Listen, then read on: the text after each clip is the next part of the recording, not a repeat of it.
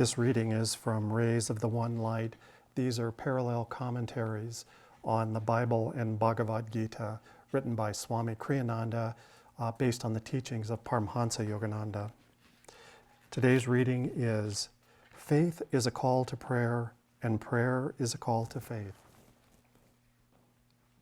Truth is one and eternal. Realize oneness in your deathless self within. The following commentary is based on the teachings of Paramhansa Yogananda. In the Gospel of St. Matthew, chapters 7 and 21, we read, "Ask, and it shall be given to you. Seek, and ye shall find. Knock, and it shall be opened unto you. Verily I say unto you, if you have faith and doubt not, if ye shall say unto this mountain, Be thou removed, and be thou cast into the sea, it shall be done. And all things, whatsoever shall ye ask in prayer, believing, ye shall receive it." Paramhansa Yogananda showed by his own example that prayer is power, provided we believe deeply in that power. When our thoughts and feelings are strongly focused and then united in growing awareness to the divine presence within, they can bring even seemingly unrealistic wishes to fulfillment. When Paramhansa Yogananda was in charge of his school in Ranchi, India, he took the boys on occasional outings into the surrounding countryside. There was a waterfall not far away, he told Swami Kriyananda, where I took them sometimes. It was dangerous to cross there, but I would cry out to the boys, "Do you believe in God?" "Yes," they would shout back enthusiastically. And so we always crossed in safety. Years later, after I'd gone to America, one of the teachers tried to do the same things, but he lacked spiritual power. One of the boys slipped on a rock and was drowned.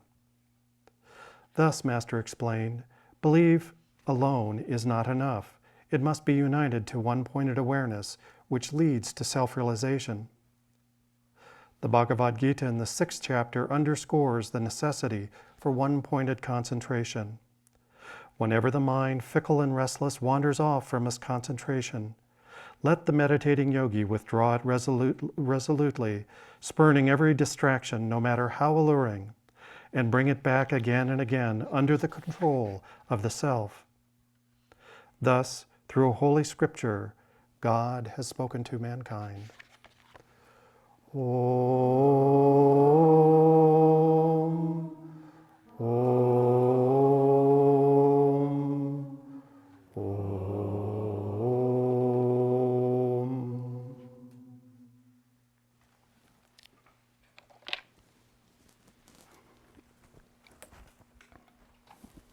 Oops. I better plug that in for you, dear. That deadly harmonium got me again. Okay, I'll let you do it. For those of you who don't know, harmoniums have stops on them, and the stops protrude, and I unfailingly catch my microphone cord on one of the stops as I get up. Well, good morning. Welcome to you all, particularly those of you who have joined us for our special weekend for first-time visitors. It's a delight to have you with us, and those of you who have been here for other retreat programs this weekend as well. It's our joy to have you with us. For those of you who don't know us, I'm Catherine Van Houten, and this is my husband, Peter. And I'd like to begin by reading from Yogananda's book of prayer poems, Whispers from Eternity. This is a new edition that's only been out about 6 weeks, edited by Swami Kriyananda. And I was reminded this morning as I was choosing a prayer poem that the subtitle on this book is A Book of Answered Prayers. So Whispers from Eternity, a book of answered prayers. And we're talking about prayer today and the ingredients of concentration and faith. And so Yogananda, by his perfect faith and his one-pointed concentration, prayed these prayers and had them answered.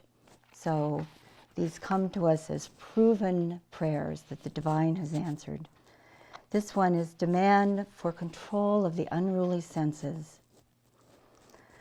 O Spirit, let me not feed my insatiable sense cravings with further wrong deeds. Teach me to discipline myself that I think always in terms of my true happiness.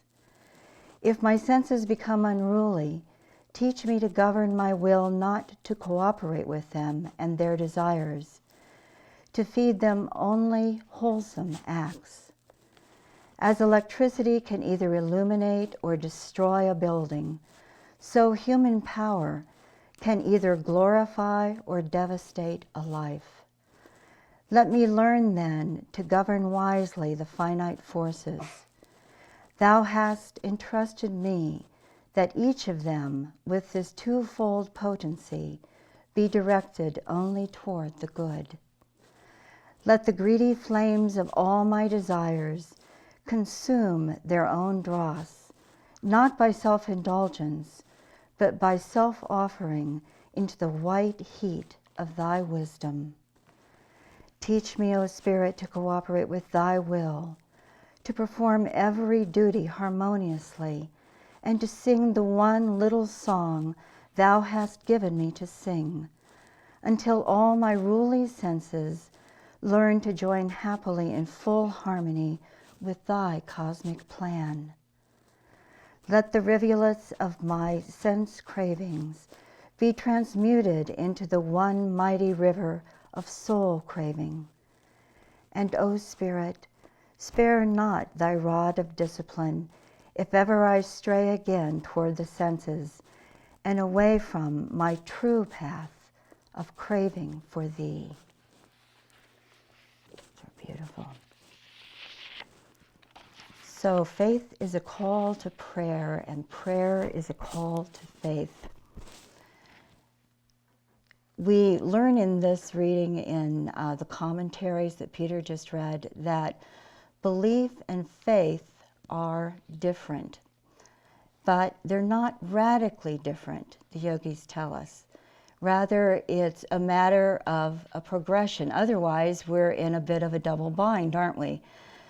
Because we're told that faith is the most important ingredient for prayer. And yet, it's largely through prayer, that is, those upsurges of asking to God, that holding up to God a right desire. Ultimately, our bottom line prayer, you might say, is for liberation, for freedom, once we turn toward Him. But we have to start with belief. We don't usually start with faith, because faith comes in believing, in praying, believing, praying in a spirit of affirmation, and having that prayer answered. And it's in experiencing God's answer that we develop faith. So obviously, the divine has given us the tool of belief as the starting point so that we can develop faith. I had an interesting experience when I'd been here only a few months, and I had made a decision to enter the convent here at Ananda, where I lived as a nun for a few years. And I moved over to Ayodhya, where the convent was, in the dead of winter. And it was freezing. Why don't you have me my water? Thank you. I don't remember exactly what month I moved over, but I think it was January.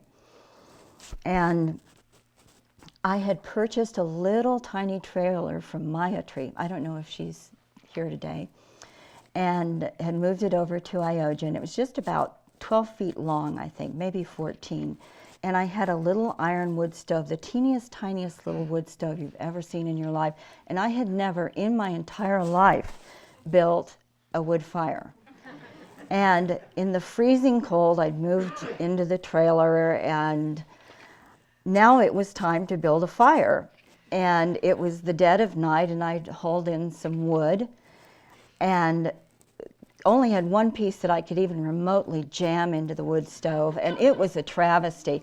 I was throwing in newspaper. I must have used up, I don't know, the comparable to 3 or 4 Sundays editions of the Chronicle, something like that. I was stuffing in the paper, the matches.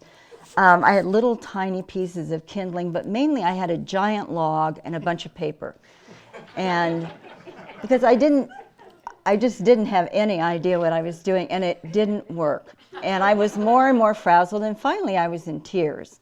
It was cold, I was crying, and I thought, this is the way I'm starting my life as a monastic. Oh, this is failure number 1.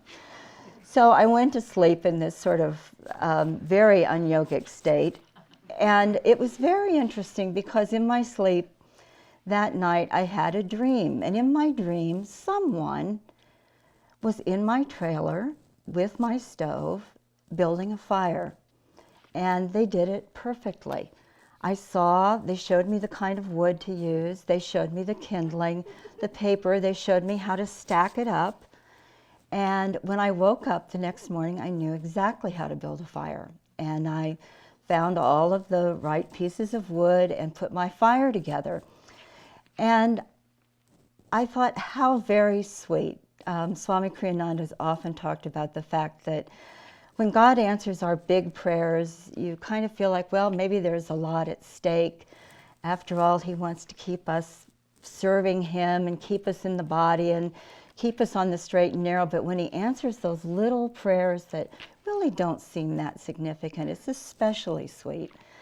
And so I felt this surge of faith and devotion, really unlike anything that I'd experienced up until that point, just on this little tiny experience of God's answering prayer. But I was also struck by the fact that you have to be alert to God's answer. It's going to come in maybe a lot of different forms, and this is where concentration and faith come together. First of all, we're praying all the time. Whether we know it or not, any desire that we hold up with any strength, whether, as Master told Swami, even a desire for an ice cream cone, has to be fulfilled before you can be free. I've often thought that for a yogi, really working with subtle thought, Aladdin, having the genie appear to him, would have shot his 3 wishes before Aladdin even asked him to make 3 wishes, just by the fact that he'd say, gee, I thought genies were bigger. Just the mental process that we go through in virtually every encounter is a kind of prayer. I wish he hadn't created so much smoke when he poofed into my room. There's another wish. Wish number 2 is now shot. So we're always wishing and praying, whether we're aware of it or not. And those wishes and prayers always have to be fulfilled. But those of us who are sitting in this room have decided once and for all that we wish for God. Our prayers and our faith in everything else has let us down. We've probably been through lifetimes where we had endless faith in money, or faith in power, or faith in perfect human relationships, trying to build the perfect family life, thinking that our happiness lay there. And we've discovered, or we wouldn't be sitting here, that in fact, faith in God is the only faith that is ultimately fully answered. And so that's what brings us finally to the desire for the faith that can draw his response. As I said, concentration is another part of it, but I've lost my train of thought there. Oh, I know. We also, as I said, we are holding up all of these thoughts all of the time, and we're sending up a kind of prayer, which we can also think of as an affirmation. And as I said, whether we know it or not, we have these affirmations going on in our mind all the time. And I recently had a very humorous experience with this. I was visiting my family in the Midwest, and in fact, I haven't even been back a week. And I'm afraid that I always have the experience when I'm on my own and I have to drive anywhere or make any kind of a trip that I invariably get lost. And so unfortunately, the affirmation that was going on in my mind as I landed in Chicago's O'Hare, and I had to rent a car, and I had to drive 5 hours from O'Hare across most of northern Indiana, so to reach my parents' house where we were having a bit of a family reunion. And as I rented the car and got myself out of the parking lot, the mantra just started right in. I always get lost, I'm going to get lost. I always get lost, I'm going to get lost. And the other important thing that yogis have told us about our thoughts and the kind of response that we're drawing from the universe, be it negative or positive, that most of us don't realize that we're always calling on and responded to by one of the great rivers of consciousness that flows through the universe. And basically, whatever we're thinking, that thought is going to be reinforced by some greater power in the universe. And we've all had this experience, maybe a little more commonly with our moods. But for me, last week, I was sending out a great call to a very negative river of consciousness flowing through the universe that had to do with confusion and a total lack of clarity. And so I pulled out of the parking lot with, I'm terrible at directions, I'm going to get lost. And guess what? I got lost. And I got confused in the multiplicity. Mind you, it's not hard. In the multiplicity of highways coming out of Chicago. But I was very proud of myself this time because I recognized that I had tapped into a current of energy that was going to accommodate me by helping me to get lost. And I had to tap into Divine Mother, God, clarity, and demand for a straight road, a clear road to my destination. So pretty quickly I cut into the thought, I pulled off, I got something to eat, I grounded myself, I bought a map of Indiana, which is instead of trying to wing it. And I asked for directions and had two very charming people give me directions, and I thanked them profusely. And I never looked at the map.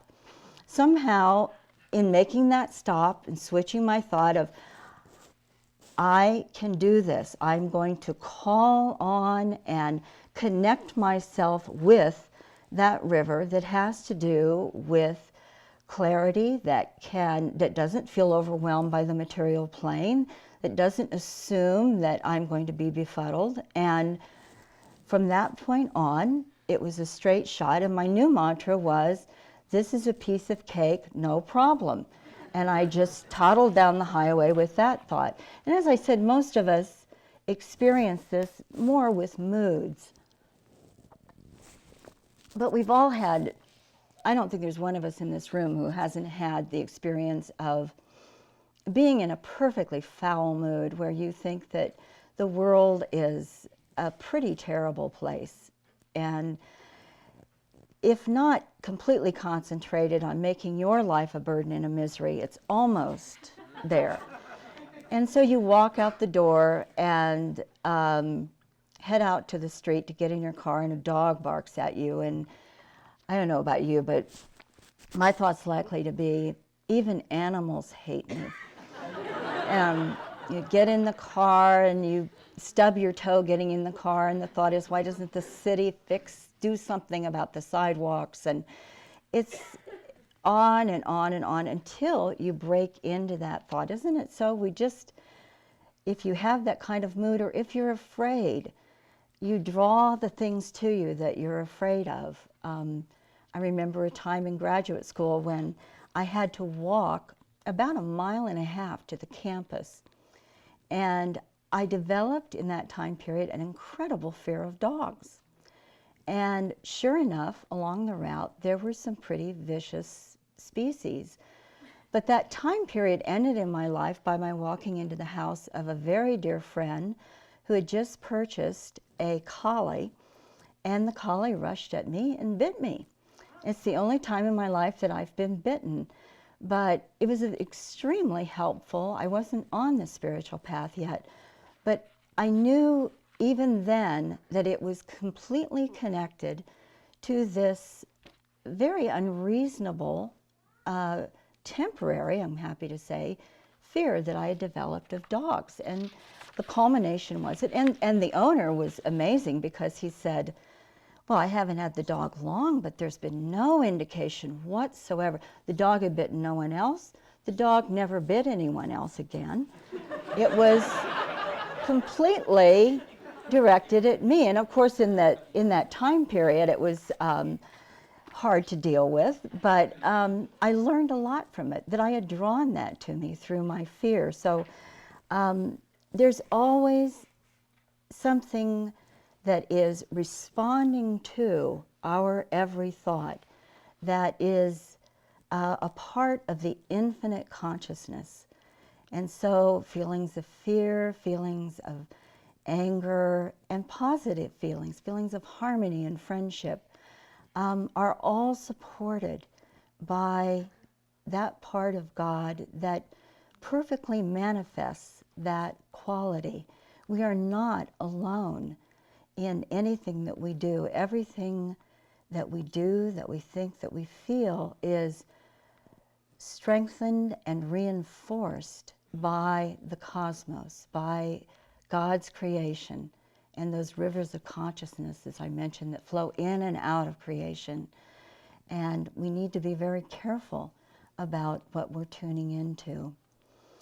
And of course, this brings us to the main point of our reading today, which has to do with concentration.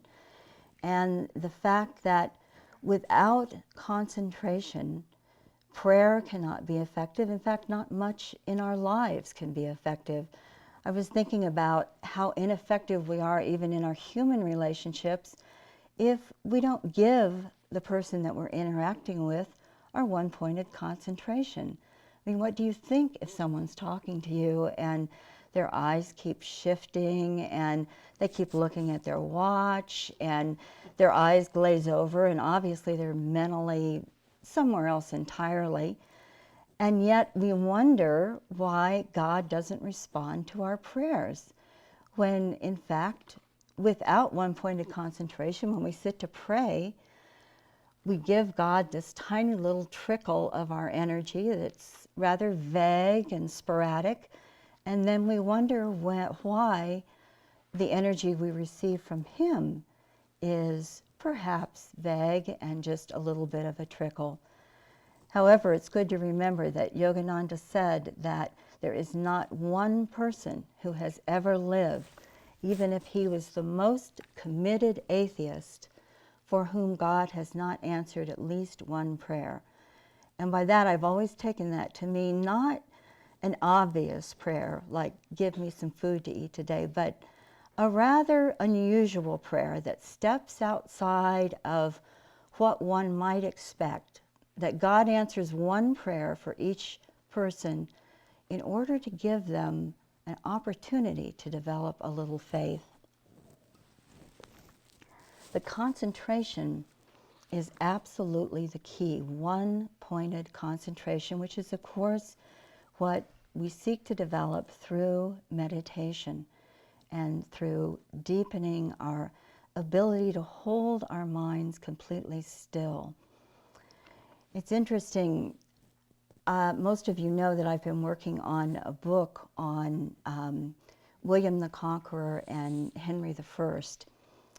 Paramahansa Yogananda said that in a former lifetime he was William the Conqueror, and Swami Kriyananda has, over the years, come to believe that he was Henry I, the youngest son of William the Conqueror, and really the son who brought into concrete manifestation a lot of those institutions and ideas that were planted really only in seed form by the conqueror.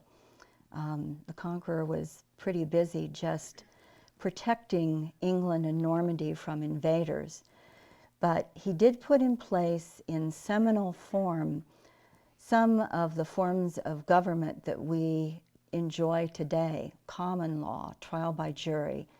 I won't go too far in that direction, but it's interesting as I've been looking at the history that you see that human nature, in fact, really never changes. And it's been an absolute delight, of course, to be working on this book with Swami Kriyananda. If you ever have to write a biography of someone who lived long ago, the best thing possible is to have that person with you in their current reincarnation so they can correct you and keep you on the right track. But one of the things that we encountered, Swamiji and I encountered, and he helped me very much with, was an incident where Henry is in fact struggling with an issue of clarity, trying to understand what God's will is. Now, that incident by historians,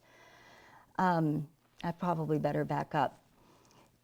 Henry has come into Normandy. He's already King of England. He's seeking to reunite Normandy and England into the kingdom of his father, William the Conqueror. Normandy is currently then under the misrule of his elder brother, and because of the elder brother's feckless nature, the Duchy of Normandy has descended into a terrible violence and chaos. And Henry has decided and felt in prayer, I mean, the historians usually don't talk about William and Henry praying, but we know that they did, and we know that they were pious, although it's not a fact that's highlighted. But as a result of prayer, Henry felt that it was God's will that he rescue Normandy from this really state of anarchy that it had descended into.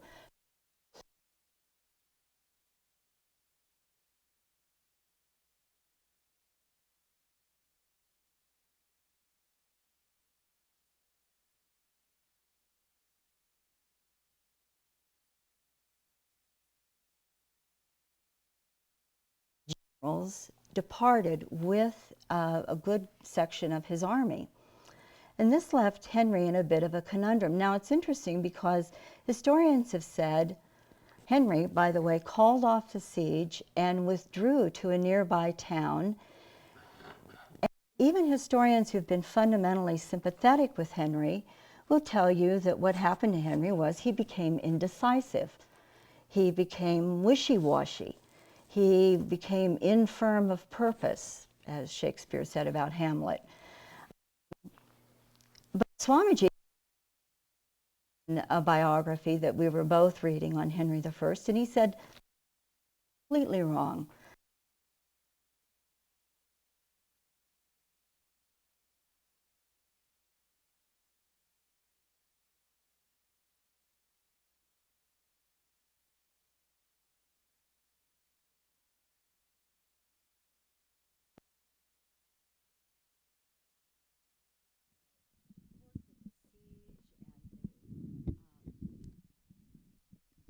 All that was happening with trying to take this fortress militarily, he of course couldn't concentrate. He couldn't be one-pointed in trying to see if he was still following God's will in taking Normandy. So Swamiji was really adamant on that point. At first I wasn't sure if we were reading too much into the situation, but He said, absolutely. Henry around him, and this is an important point about prayer and concentration as well. If we're concentrating on this prayer demand that we're holding up to God, we'll be able to feel whether or not the universe is supporting a decision that we've made. And this is part of the concentration that we need to maintain. In other words, there's not only the concentration that we bring to that time of prayer when we're holding up our prayer demand to God, is this right? Is this your will for me?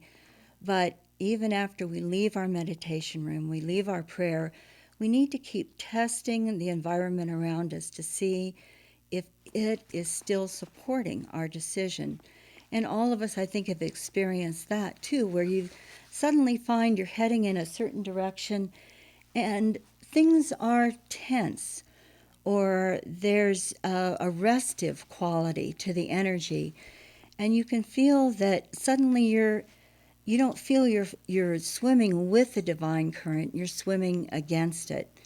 And Swamiji, in interpreting this passage, said, and he had the advantage of having been Henry, that Henry was in fact applying one-pointed concentration. He first withdrew to meditate and pray. He received what he thought was an answer, and then he started taking action, just like Swami Kriyananda would do now. He started taking one step back towards the idea that Normandy was supposed to be ruled by him, and then another, and then another. And in this way, he confirmed that it was God's will, and he corrected those parts of his path that had, in fact, been not in a godly flow. So there's many aspects to faith and concentration, but we have to act. We have to ask, we have to pray, and if we don't, then we don't give God the opportunity to respond to us. There have been times when I've actually found myself afraid to pray for something because I thought, well, what if God doesn't respond? Then, maybe my faith will really be shattered. And we have to break through those times and offer ourselves with childlike trust, surrender everything, and give him the opportunity to respond to us. And then sensitively look at how he responds. It's possible, I suppose, when I had that dream about the firewood, to say, well, good thing I had that dream because God wasn't answering me. We have to make sure, we have to understand he is responding. He responded in the only way that he could. My mind was so busy being in despair. I was tapping into that river of energy that I couldn't have heard him in that moment anyway. So he came to me in a dream. So we have to listen sensitively, look sensitively for his response, and then understand that he has responded to our prayer. And I wanted to close by sharing another story about Swamiji that I find really the epitome of that childlike self-offering, that complete self-surrender to God in faith and with full belief, when he was a very few years, maybe 10 years after Ananda was first founded, and he was still virtually doing everything here in the community. He taught all the classes, he gave Sunday services, he was, of course, publishing books and trying to help the village council understand how to govern the community, everything. He had a kidney stone attack, and I think it may have been the only one he ever had in his life. It certainly was his first one. And it happened to come on a Sunday morning, and it was shortly before, or rather it started some hours before, he was due to give Sunday service. And it was excruciating. There may be some of you in this room who've had a kidney stone attack, but Peter is a physician, and others that I know who have had them say that it's really about the worst pain that they can imagine. And so Swamiji, without the help of any pain relief whatsoever, was just in his dome, gritting his teeth and trying to get through it. And he was just shaking, he said, in agony. And friends came by and were with him rather helplessly. But of course, the thought came up of, well, you should pray. And Swamiji said that he refused absolutely to pray for himself, that he felt completely surrendered. If this was God's will, it was his body. If it was his will that he'd be in this kind of agony, the kidney stone was his karma in that moment, then he was surrendered to that, and he refused to pray for himself. And the hours ticked by, and finally it was the time when he needed to get in the car. If he was going to do Sunday service, he needed to get in the car and go to the meditation retreat, which was where Sunday service was then. And he knew that he could not possibly do it unless he was free of this pain. He couldn't move, let alone bump over the road up to the meditation retreat.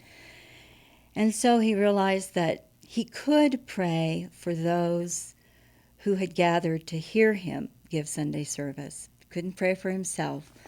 So he offered up the prayer, Divine Mother, if it's your will that I give Sunday service, you're going to have to do something about this kidney stone. And he said it was absolutely miraculous. The pain just went away. It was just wiped out of his consciousness. He couldn't even remember it. From one moment to the next, it was as if it had never been. And I'm always so moved. He talks about the fact that he had been shaking in pain, but as he gave Sunday service that morning, he was shaking with just his body was thrilling with joy, with a kind of ecstasy, in fact. And he could feel how pleased Divine Mother was. In fact, this was her answer to his having surrendered, because that was a prayer in itself. So ultimately, I think we'll be at a point where there's no prayer that our hearts will frame, that our lips will frame, except, help me to surrender myself completely to you. Make me entirely yours. Help me to love you with all my heart. And that will be the only prayer that has any meaning or any importance to us.